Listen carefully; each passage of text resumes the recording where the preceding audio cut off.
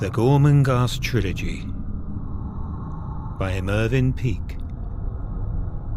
Book 1. Titus Groan. Mrs. Slagg by Moonlight. These, then, Lord Sepulcrave, the Countess Gertrude, Fuchsia, their eldest child, Dr. Prunesqualler, Mr. Rodcod, Flay, Swelter, Nanny Slagg, Steerpike and Sourdust have been discovered at their pursuits on the day of the Advent, and have perhaps indicated the atmosphere into which it was a lot of Titus to be born. For his first few years of life, Titus was to be left to the care of Nanny Slagg, who bore this prodigious responsibility proudly upon her thin, little sloping shoulders. During the first half of this early period only 2 major ceremonies befell the child, and of these Titus was happily unaware, namely the christening, which took place 12 days after his birth, and a ceremonial breakfast on his first birthday. Needless to say, to Mrs. Slagg every day presented a series of major happenings, so entirely was she involved in the practicalities of his upbringing. She made her way along the narrow stone path between the acacia trees on this memorable nativity evening, and downhill to the gate in the castle wall, which led into the heart of the mud dwellings. As she hurried along, the sun was setting behind Gormenghast Mountain in a swamp of saffron light, and her shadow hurried alongside between the acacia trees. It was seldom that she ventured out of doors, and it was with quite a flutter that she had opened with difficulty the heavy lid of a chest in her room, and extricated from beneath the knoll of camphor her best hat. It was very black indeed, but by way of relief it had upon its high crown a brittle bunch of glass grapes. 4 or 5 of them had been broken, but this was not very noticeable. Nanny Slagg had lifted the hat up to her shoulder level and peered at it obliquely before puffing at the glass grapes to remove any possible dust. Seeing that she had dulled them with her breath, she lifted up her petticoat, and doubling up over her hat she gave a quick little polish to each fruit in turn. Then she had approached the door of her room almost furtively and placed her ear at the panel. She had heard nothing, but whenever she found herself doing anything unorthodox, no matter how necessary, she would feel very guilty inside, and look around her with her red-rimmed eyes opened wide and her head shaking a little. Or if alone in a room, as at the moment, she would run to the door and listen. When she felt quite certain that there was no one there, she would open the door very quickly and stare out into the empty passage, and then go to her task again with renewed confidence. This time the putting on of her best hat at 9 o'clock at night, with the idea of sallying forth from the castle, down the long drive, and then northwards along the Acacia Avenue, had been enough to send her to her own doorway, as though she suspected someone might be there, someone who was listening to her thoughts. Tiptoeing back to her bed, she had added 14 inches to her stature by climbing into her velvet hat. Then she had left the room, and the stairs had seemed frighteningly empty to her as she descended the 2 flights. Remembering, as she turned through the main doorway of the west wing, that the Countess herself had given her the orders to pursue this unusual mission, she had felt a little stronger. But whatever factual authority, it was something much deeper that had worried her, something based upon the unspoken and iron-bound tradition of the place. It had made her feel that she was doing wrong. However, a wet nurse had to be found for the infant, and the immediate logic of this had jostled her forward. As she had left her own room, she had picked up a pair of black woolen gloves. It was a soft, warm winter evening, but Nanny Slagg felt stronger in her gloves. The acacia trees, silhouetted on her right, cut patterns against the mountain, and on her left glowed dimly with a sort of subterranean light. Her path was striped like the dim hide of a zebra from the shadows of the acacia trunks. Mrs. Slagg, a midget figure beneath the rearing and overhanging of the aisle of dark foliage, awakened small echoes in the neighbouring rocks as she had moved, for her heels beat a quick, uneven measure on the stone path. This avenue lasted for some considerable distance, and when at last the old nurse found herself at its northern end, she was welcomed by the cold light of the rising moon. The outer wall of Gormenghast had suddenly reared above her. She passed through an archway. Mrs. Slagg knew that about this hour the dwellers would be at their supper, As she pattered onwards, the memory of a very similar occasion worked its way into her consciousness, the time when she had been delegated to make a similar choice for Fuchsia. That time it had also been in the evening, although an hour or so earlier.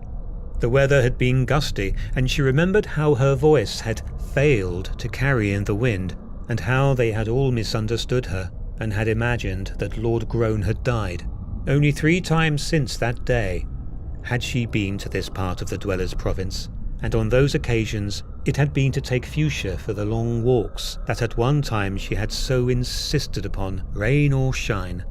Mrs. Slagg's days of long walks were over, but she had on one of those occasions passed the mud huts when the dwellers were having their last meal. She knew that the dwellers always had their supper in the open, at tables that reached in 4 long rows over the drab, grey-coloured dust. In this dust, she remembered, a few cactus trees were alone, able to take root. Following the gradual decline of the scarred green that sloped from the arch in the wall and petered out into the dust upon which the hovels were built, she saw suddenly, on raising her eyes from the path, one of these cactus trees.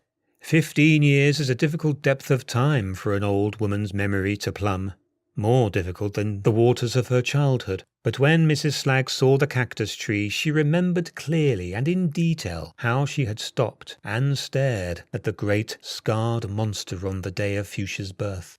Here it was again, its flaking bole dividing into 4 uprights, like the arms of a huge grey candlestick studded with thorns, each one as large and brutal as the horns of a rhinoceros. No flaming flower relieved its black achromatism, although that tree had been known long ago to burst open with a 3-hour glory. Beneath this tree the ground rose into a little dreary hill, and it was only when she had climbed this hill that Mrs. Slagg saw before her the dwellers at their long tables.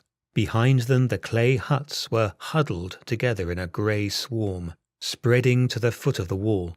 4 or 5 cacti grew between and reared over the upper tables. The cacti were similar, both in size and in the way they split into high, uncouth prongs, to the one which Mrs. Slagg first saw, and as she approached, were edged with the hot afterglow of the sun. At the line of tables nearest to the outer wall were arranged the elderly, the grandparents, the infirm. To their left were the married women and their children whom they were tending. The remaining 2 tables were filled with men and boys. The girls from the age of 12 to 23 had their meals in a low mud building on their own, a few of them being delegated to wait each day upon the ancients at their tables immediately under the battlements. Beyond, the land dipped into a dry, shallow valley which held the dwellings, so that as she came forward, step by step, the figures at the tables had for their background the rough roofs of mud, the walls of their huts being hidden by the contour of the ground.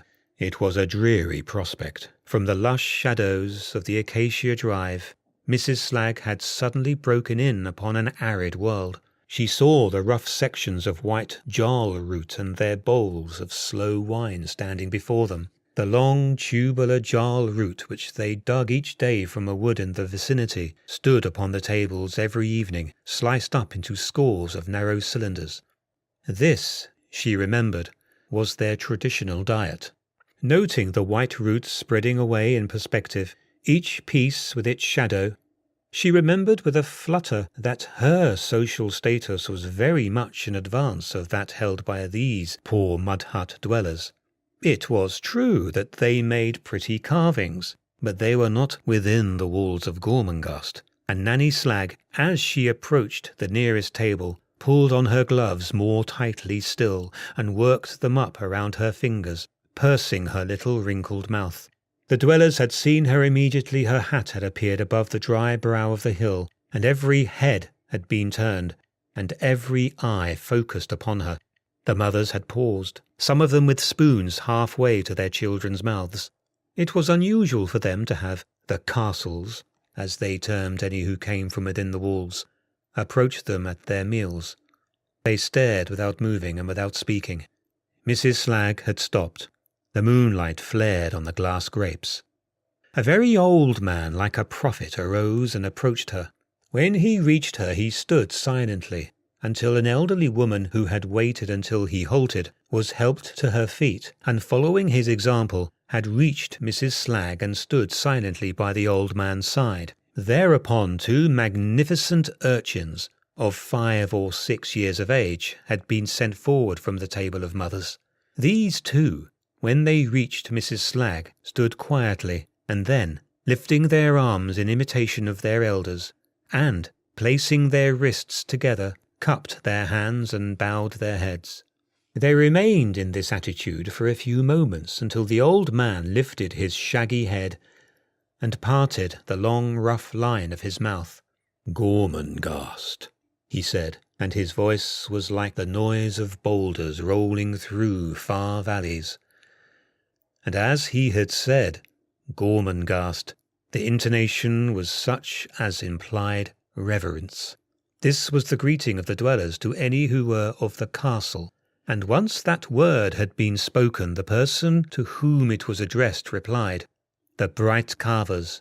Conversation would then proceed. This response, deaf as the dwellers were to any flattery, holding themselves to be the supreme judges of their work, and indifferent to the outside interest, was in its way a palliative in the sense that it put them where they felt in their bones they belonged, on a spiritual, if not a worldly or hereditary level. It introduced a certain concord at the outset. It was a master stroke of judgment, a tower of tact in the 17th Earl of Groan, when hundreds of years before he had introduced this tenet into the ritual of the castle. Very, very far from bright were the carvers themselves. They were uniformly dressed in dark grey cloth, tied about the waist with rough thongs, which were stripped from the outer surface of the jol root, whose inner hard white flesh they ate. Nothing was bright about their appearance, save one thing: the light in the eyes of the younger children. Indeed, in the youths and maidens, also up to the age of 19 and sometimes 20, these young dwellers were in such contrast to their elders, even to those in their mid-20s, that it was difficult to imagine that they were of the same stock. The tragic reason was that after they had come to their physical maturity of form, their loveliness crumbled away, and they became withered, as flowers after their few fresh hours of brilliance and strength. No one looked middle-aged. The mothers were, save for the few who had borne their children in their late teens, as ancient in appearance as their own parents. And yet they did not die, as might be imagined, any earlier than is normal. On the contrary, from the long line of ancient faces at the 3 tables nearest the great wall, it might be imagined that their longevity was abnormal. Only their children's had radiance, their eyes, the sheen on their hair, and in another way, their movements and their voices, bright with a kind of unnatural brightness. It was not the wholesome lustre of a free flame, but of the hectic radiance that sheet lightning gives suddenly to limbs of trees at midnight, of sudden flares in the darkness, of a fragment that is lit by torchlight into a spectre. Even this unnatural emanation died in these youths and girls when they had reached their 19th year. Along with the beauty of their features, this radiance vanished too. Only within the bodies of the adult dwellers were there a kind of light, or if not light, at least hotness, the hotness of creative restlessness. These were the bright carvers. Mrs. Slagg hoisted her little claw of a hand very high in the air. The 4 who were lined in front of her had taken less formal stances, the children peering up at her with their slim, dusty arms around each other's shoulders. "I have come," she said in a voice which, thin as a curlew, carried along the tables. "I have come, although it is so late, to tell you a wonderful thing." She readjusted her hat, and felt as she did so, with great pleasure, the shining volume of the glass grapes. The old man turned to the tables, and his voice rolled out along them. "She has come to tell us a wonderful thing." And the old woman followed him up like a distorted echo and screamed, "A wonderful thing! Yes, yes, it is wonderful news for you," the old nurse continued. "You will all be very proud, I am quite sure. Mrs. Slagg, now that she had started, was rather enjoying herself. She clasped her gloved hands together more tightly whenever she felt a qualm of nervousness. "We are all proud, all of us. The castle," she said this in a rather vain way, "is very, very satisfied, and when I tell you what has happened, then you'll be happy as well. Oh, yes, I am quite sure you will, because I know you are dependent on the castle." Mrs. Slagg was never very tactful. "You have some food thrown down from you from the battlements every morning, don't you?" She had pursed her mouth and stopped a moment for breath. A young man lifted his thick black eyebrows and spat. "So you are very much thought of by the castle. Every day you are thought of, aren't you? And that's why you will be so happy when I tell you the wonderful thing that I'm going to tell you." Mrs. Slagg smiled to herself for a moment, but suddenly felt a little nervous in spite of her superior knowledge, and had glanced quickly, like a bird, from one face to another. She had bridled up her wispy head, and had peered as sternly as she could at a small boy who answered her with a flashing smile. His hair was clustered over his shoulders. Between his teeth, as he grinned, glistened a white nugget of jarl root. She lifted her gaze and clasped her hands together sharply 2 or 3 times as though for silence, although there was no noise at all. Then she suddenly felt she wanted to be back in the castle and in her own little room, and she said before she knew it, "New little Groan has been born, a little boy of the blood. I am in charge, of course, and I want a wet nurse for him at once. I must have one at once to come back with me. There now, I've told you everything." The old women had turned to one another and then walked away to their huts. They returned with little cakes and bottles of slow wine. Meanwhile, the men formed a large circle and repeated the name Gormenghast 77 times, while Mrs. Slagg waited and watched the children who had been set playing. A woman had come forward.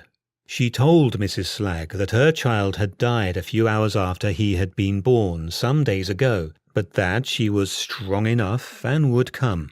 She was, perhaps, 20 and was well built, but the tragic disintegration of her beauty had begun, although her eyes still had the afterglow upon them. She fetched a basket and did not seem to expect any sort of refusal of her offer, and Nanny Slagg was about to ask a few questions, as she felt would be correct, but the dweller, packing the slow wine and cakes into a basket, had taken Mrs. Slagg quietly by the arm, and the old nurse found herself to be making for the Great Wall. She glanced up at the young woman beside her and wondered whether she had chosen correctly. And then, realizing that she hadn't chosen at all, she half stopped and glanced back nervously over her shoulder.